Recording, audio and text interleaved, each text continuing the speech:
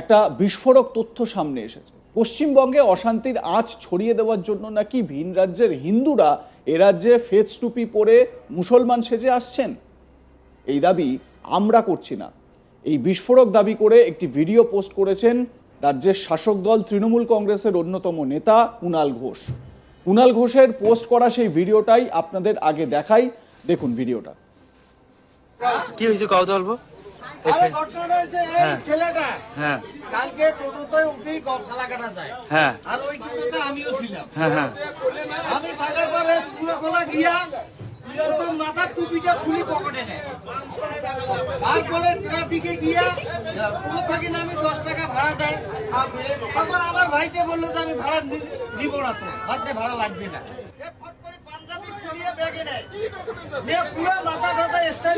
Documents দেখাইছে? Documents দেখাও তো, লাইভ করে আছে, আরে কাটতে আছে ডকুমেন্টস গুলো দেখাও তো।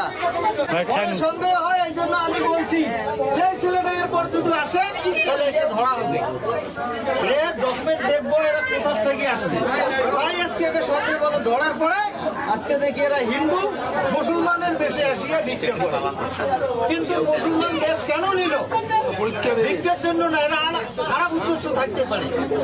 এরা করবে মুসলমান সাথে খারাপ কাজ আর দুর্নাম হবে সমস্ত মুসলমানের।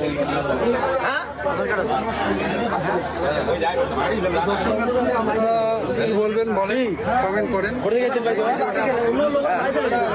কোথায় গেছেন? গ্রামের নামটা কত বলবো? अरे हिंदी को कहाँ से आया? कहाँ से आया? बिहार से। क्यों आया इधर? क्यों आया? पैसा कमाने के लिए? जोर से बोल। आप मुसलमान है क्या? मुसलमान नहीं थे टोपी क्यों लगाया? हैं?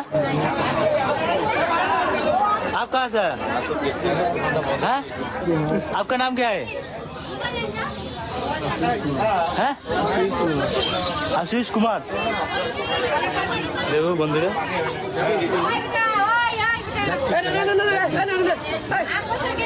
দেখুন এরকম অবস্থা দেশের, আমাদের ওয়েস্ট বেঙ্গলে এরকম অবস্থা। বল ভাই কি হয়েছে এখানে একটু?